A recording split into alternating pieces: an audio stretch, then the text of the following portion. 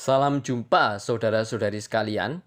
Dalam rangka menyambut Natal di tahun 2024 ini, saya akan mengajak saudara-saudari sekalian untuk menengok ikon yang terkenal di seluruh dunia, Sinterklas, atau yang disebut Santa Claus dalam bahasa Inggris.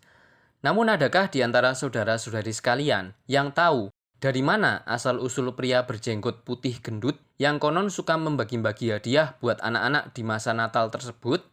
Apakah ikon Natal ini didasarkan pada figur dalam kehidupan nyata atau murni rekaan fiktif belaka? Berikut kisah Bapak Natal ini yang saya ambil dari berbagai sumber.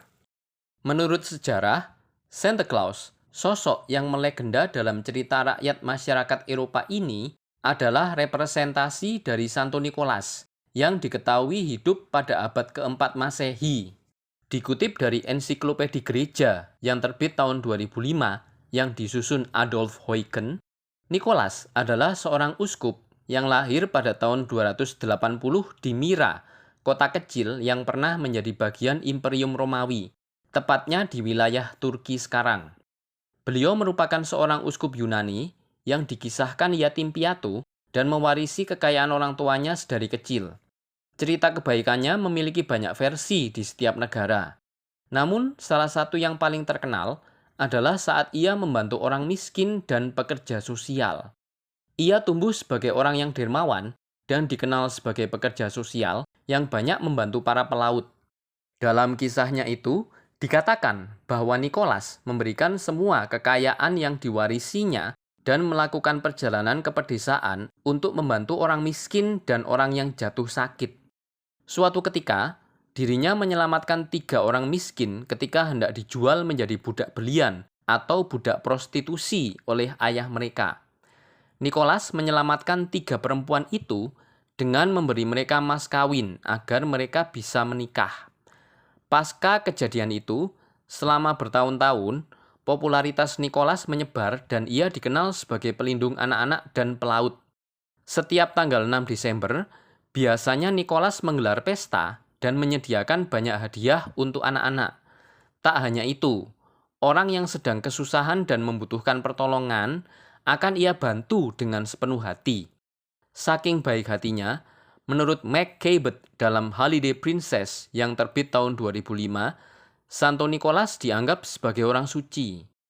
Di benua Eropa, tepatnya di Belanda, Belgia, Austria, Republik Ceko, dan Jerman, dia biasanya digambarkan sebagai uskup brewokan dalam jubah kanonik.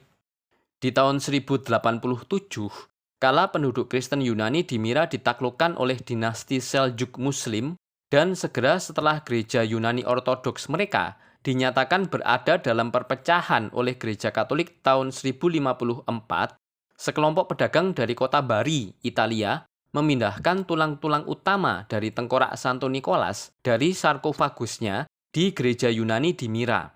Karena ada keberatan dari para rahib Myra, para pelaut membawa tulang-tulang Santo Nikolas ke Bari, di mana tulang-tulang itu kemudian diabadikan di Basilika di San Nicola. Para pelaut Bari itu cuma mengumpulkan sebagian dari tengkorak Santo Nikolas, meninggalkan semua fragmen-fragmen kecilnya di sarkofagus gereja.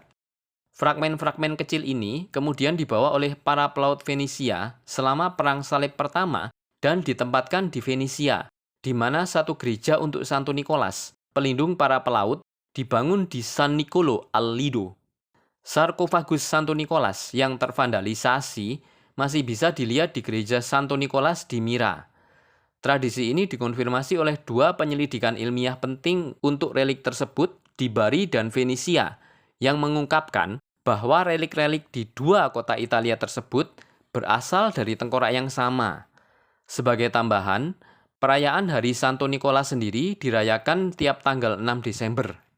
Di Belanda dan Belgia, karakter Santa Claus bersaing dengan Sinterklas yang didasarkan pada Santo Nikolas. Santa Claus dikenal sebagai The Cursed Man dalam bahasa Belanda, yang artinya secara harfiah adalah manusia Natal, dan Père Noël dalam bahasa Perancis yang artinya sama, manusia Natal. Bagi anak-anak di Belanda, Sinterklas tetap menjadi pemberi hadiah utama di bulan Desember. 36% dari orang Belanda hanya memberikan hadiah di malam Sinterklas atau di perayaan Santo Nikolas, yaitu 6 Desember. Sementara di hari Natalnya, 25 Desember, 21%-nya dipakai oleh karakter lain sebagai pemberi hadiah. Sekitar 26% dari populasi Belanda memberikan hadiah di kedua tanggal itu. Di Belgia, hadiah-hadiah diberikan secara eksklusif kepada anak-anak di 6 Desember. Dan di hari Natalnya, semua usia boleh menerima hadiah. Cerita mengenai Santa Claus paling banyak dikenal dari cerita rakyat Jerman. Pada versi ini, Santa Claus merupakan sosok yang berasal dari Odin. Setiap tahun, pada perayaan Yule atau festival pertengahan musim dingin, Odin dan para dewa akan melakukan pesta perburuan. Anak-anak Jerman biasanya akan menaruh sepatu mereka yang telah diisi wortel, jerami, atau gula di cerobong asap yang mereka persembahkan kepada kuda tunggangan Odin. Sebagai imbalan, Odin akan memberi hadiah permen kepada anak-anak tersebut. Kemudian, kisah tentang Santa Claus mengalami berbagai perkembangan. Salah satunya di negeri Belanda. Menurut versi Belanda, Santa Claus adalah sosok baik hati yang memiliki pembantu atau budak berkulit hitam dengan nama Zwarte Piet atau Piet Hitam. Diceritakan bahwa Piet Hitam akan memukul anak-anak nakal dengan tongkatnya, memasukkan mereka ke dalam karung, dan membawa mereka ke Spanyol. Dulu orang-orang Spanyol dikenal sebagai seorang pelaut. Namun akhirnya cerita ini mendapat pertentangan karena dianggap rasis. Sekitar tahun 1822, ada seorang penulis bernama Clement Moore yang menuliskan bahwa sosok Santa Claus memberikan hadiah Natal kepada orang-orang melalui cerobong asap yang berujung ke area perapian. Beberapa hadiah juga terkadang akan diletakkan oleh Santa Claus di dalam kaos kaki yang digantung dekat tungku perapian. Hal ini juga yang mengaitkan adanya dekorasi kaos kaki di perayaan Natal. Dari berbagai versi tersebut, kita telah mendapat gambaran sosok Santa Claus yang sering muncul dan memeriahkan bulan Natal. Di tahun yang sama, 1822, Clement Clark Moore, yang merupakan seorang menteri episkopal atau keuskupan, menulis sebuah puisi Natal panjang untuk 3 putrinya yang berjudul Laporan Kunjungan dari Santa Claus. Pada puisi tersebut, Clement Clark Moore menggambarkan Santa seperti apa yang sering kita lihat saat ini, yaitu peri tua periang, dengan sosok gemuk dan kemampuan supranatural untuk menerbangkan kereta rusa terbangnya. Meskipun beberapa gambaran Moore mungkin melihat dari sumber lain, puisinya membantu mempopulerkan gambaran Santa Claus yang sekarang dikenal sebagai sosok yang berkeliling dari rumah ke rumah pada malam Natal dan kemudian meninggalkan hadiah untuk anak-anak. Sampai akhirnya, Santo Nikolas dicitrakan sebagai sosok Santa Claus yang pada setiap malam Natal mendatangi rumah-rumah untuk mengantarkan hadiah kepada anak-anak. Menurut Adolf Huygens, figur Sinterklaas yang membawa hadiah pada malam Natal merupakan sekularisasi tokoh Santo Nikolas yang sebenarnya. Representasi awal dari pemberi hadiah yang berasal dari sejarah gereja dan cerita rakyat, khususnya Santo Nikolas, menyatu dengan karakter Inggris Bapak Natal untuk menciptakan karakter mitos yang dikenal oleh dunia para pengguna bahasa Inggris sebagai Santa Claus yang merupakan turunan fonetik dari Sinterklaas dalam bahasa Belanda. Di koloni Inggris Amerika Utara dan setelahnya di Amerika Serikat, versi Inggris dan Belanda dari pemberi hadiah berkembang lebih jauh lagi. Misalnya, dalam buku karangan Washington Irving, History of New York, yang terbit tahun 1809, Sinterklaas diinggriskan menjadi Santa Claus, nama yang pertama dipakai di pers Amerika di tahun 1773, tapi kehilangan pakaian uskupnya, dan pada mulanya digambarkan sebagai pelaut Belanda dengan perut tebal dan pipa berpakaian musim dingin berwarna hijau. Seiring berjalannya waktu, Santa Claus menjelma menjadi orang yang besar dan berbadan gendut. Salah satu dari seniman awal yang menggambarkan citra Santa Claus modern adalah Thomas Nast, kartunis Amerika kelahiran Jerman dari abad ke-19 yang mengabadikan Santa Claus dengan satu ilustrasi untuk majalah Harper's Weekly terbitan 3 Januari 1863, di mana Santa berpakaian bendera Amerika dan punya boneka dengan nama Jeff tertulis di situ yang merefleksikan konteks perang saudaranya.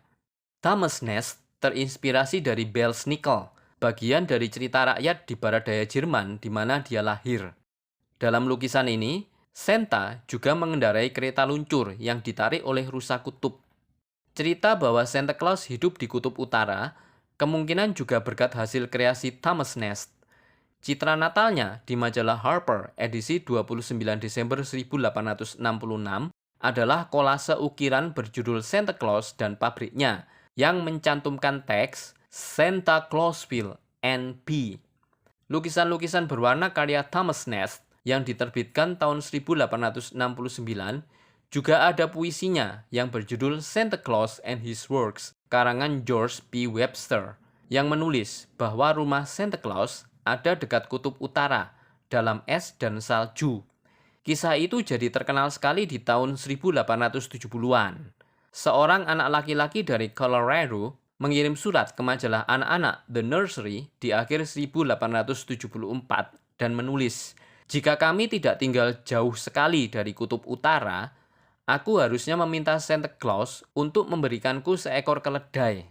Citra-citra Santa Claus dituangkan melalui penggambaran Haddon Sundblom untuk iklan Natal The Coca-Cola Company di tahun 1930-an. Citra itu kemudian menelurkan legenda urban bahwa Santa Claus diciptakan oleh perusahaan Coca-Cola atau bahwa Santa Claus memakai pakaian merah dan putih karena warna-warna itu adalah warna yang digunakan untuk mempromosikan merek Coca-Cola. Saingan Coca-Cola, Pepsi Cola, memakai lukisan-lukisan serupa dalam iklan-iklannya di tahun 1940-an dan 1950-an. Secara historis, Coca-Cola bukanlah perusahaan soft drink pertama yang menggunakan citra Santa Claus dalam pengiklanannya. White Rock Beverages telah menggunakan figur Santa Claus dalam iklan monokromnya untuk air mineral di tahun 1915 dan di tahun 1923 sampai 1925, perusahaan yang sama menggunakan citra berwarna Santa Claus untuk iklan mixer minuman. Sebelumnya, Santa Claus muncul berpakaian merah dan putih dan secara esensial dalam bentuknya yang sekarang di beberapa cover majalah Puck di beberapa tahun awal dari abad ke-20. Mayoritas anak-anak menganggap bahwa Santa Claus adalah simbol perayaan Natal, karena pada peristiwa Natal, hampir setiap sudut aktivitas, gedung, pusat perbelanjaan, hingga beberapa gereja menampilkan sosok istimewa ini lengkap dengan atributnya. Santa Claus identik dengan malam Natal, yang mengadopsi cerita bahwa sosok Santa Claus akan memberikan kado untuk anak-anak baik di malam sebelum hari Natal tiba. Santa Claus dihormati dalam Natal sebab memiliki sifat dermawan yang selalu siap membantu siapa saja yang membutuhkan. Sosok Santa Claus sering menyebarkan pesan baik, sehingga diikutsertakan dalam perayaan Natal. Santa Claus biasa dihadirkan di perayaan Natal untuk memeriahkan suasana Natal. Dengan atribut jubah merah bercampur putih, memperkuat nuansa Natal di bulan Desember. Intinya, makna dari terlibatnya Santa Claus dalam Natal adalah untuk mengajarkan kepada orang-orang, khususnya anak-anak, bahwa mereka harus menyebarkan semangat dan bermurah hati kepada siapa saja untuk meraih kebahagiaan. Demikianlah edisi khusus Katolik kita untuk kali ini, saudara-saudari sekalian. Kita jumpa lagi di edisi berikutnya. Berkah dalam.